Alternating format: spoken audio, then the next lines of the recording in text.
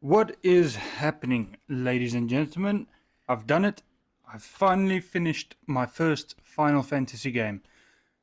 So with this being my first experience in the series, I am happy to admit that I was proven wrong about my previous misconceptions about Final Fantasy, which were negative to say the least. I was thrown into a world which I didn't expect to enjoy nearly as much as I did.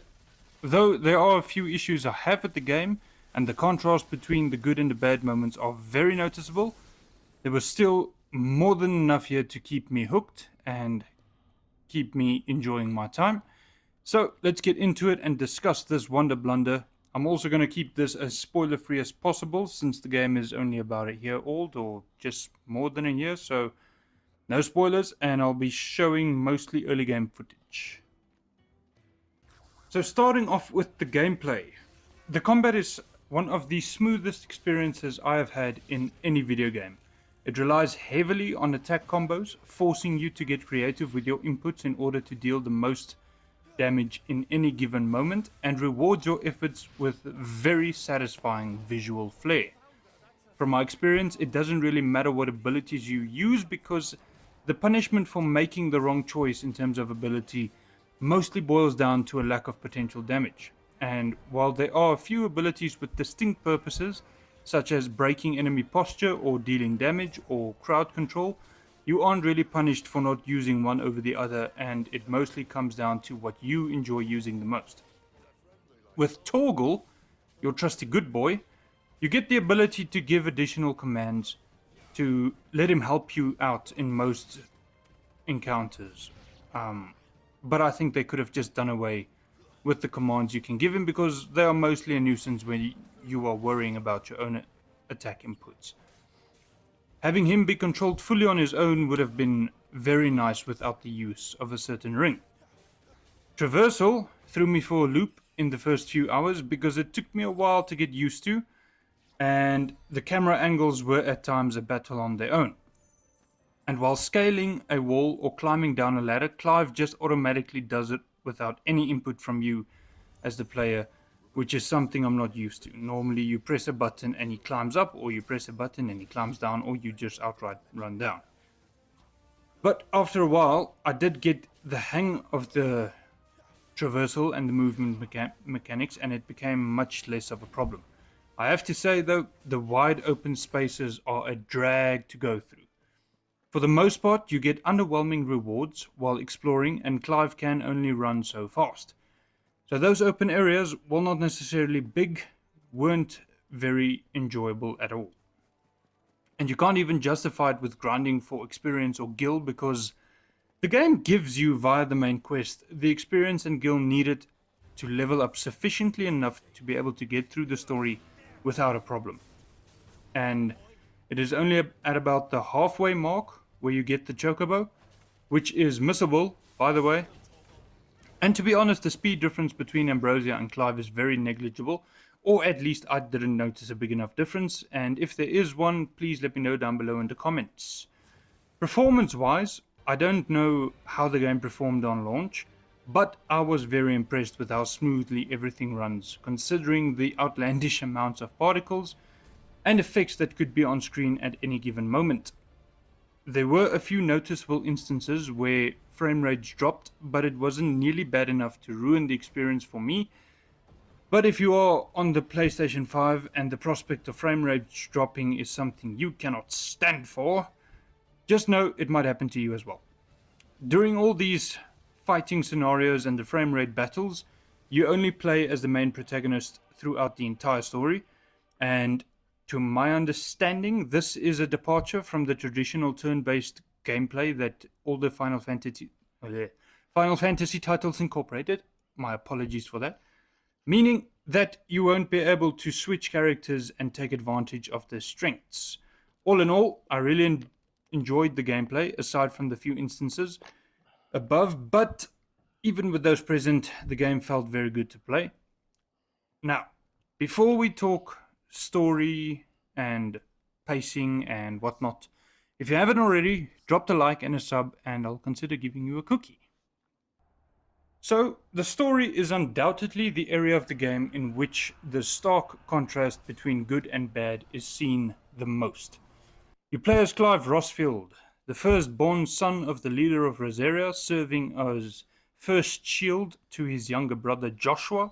Joshua is the dominant of fire, the Phoenix, and stands to inherit his father's throne because of this.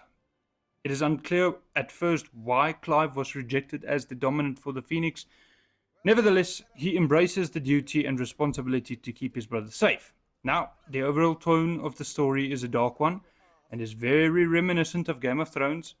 The cruelty and the manipulation of power takes center stage, and you are set out on a massive journey to put an end to it all.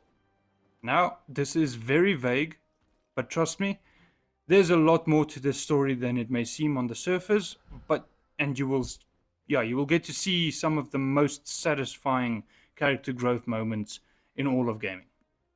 But to avoid spoiler territory, that is all I'll say on the matter. The pacing of the game is where it really struggles the most.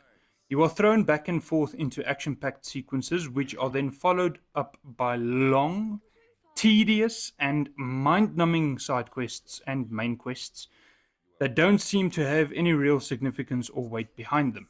The action-packed sequences are where the story shines the most by a long shot, but in these long drawn-out sections, the weaknesses stick out like a sore thumb. They could have easily shaved off half of the content, and we would have had a much more impactful and memorable experience. The side quests also suffer from this particular issue, where some of them are just your general fetch quests, and others force you to trudge across landscapes to find a piece of leather. Granted, some of the side quests do a wonderful job at revealing the cruelty of the world, particularly towards bearers, and it helps flush out certain characters that you'll meet during the main story much more than the main story actually does. But with no real way of telling which is which, and with how few and far between the good side quests are, you are guaranteed to face the weaker parts of the game more frequently, unless you just completely avoid all side content. But like I said, the action sequences are where the game really shines. The Eikon battles are some of the greatest spectacles I have seen in any video game, and to me it rivals even the likes of Naughty Dog and Insomniac. It is really a spectacle to behold. They do a phenomenal job at making you feel the weight, intensity, and chaos that results from these encounters, and the destruction is just magnificent. And to my knowledge, very few developers have tried this to this extent.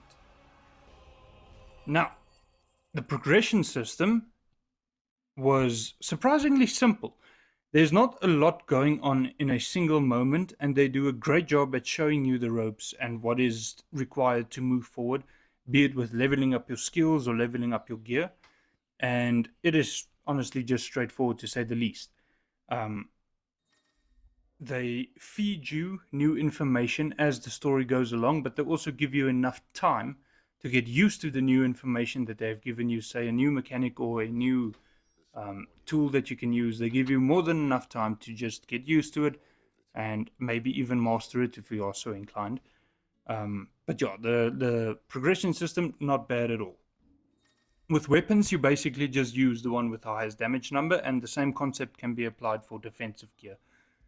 Not much diversity there. The abilities are a bit more varied in that you should choose the ones that complement your playstyle the most. If you like crowd control, use crowd controlling abilities. If you like damage, use high damage abilities. If you like defensive type stuff, whatever, just use the abilities that fit your playstyle. There's no one correct way to play the game, although there are optimal builds which you can probably look up on the tube. I will, however, say that the lack of weaknesses and strengths that would generally be attributed to you, the player, or even your enemies, was slightly disappointing, and still is, because it eliminates some of the diversity in playstyles and builds that you would typically expect in an RPG. And let's be real, people play RPGs to do their own and unique thing. Take Elden Ring, for example. there is a plethora of different playstyles you can choose from, where in Final Fantasy you can literally throw a fire monster with a fireball and it will do the same amount of damage if you were to throw lightning at it. So that was kind of disappointing. But all in all, this game was phenomenal. It wasn't by any means my favorite game, but some of the cinematic moments that this game throws at you, I can't remember the last game that gave me as much chills as this one did, particularly with the moments where Clive has a character arc.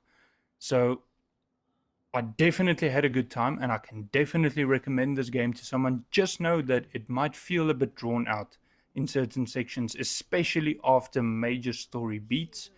But other than that, not a bad game. You have some length to it as well. There's about 40 to 50 hours of gameplay here. I clocked in my first playthrough at 47 hours.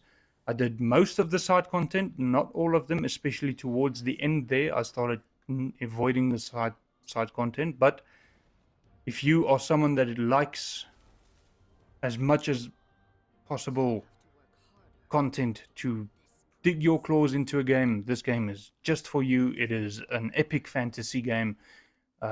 It is very, very action RPG driven and much more action focused than, from my understanding, what other Final Fantasy titles are.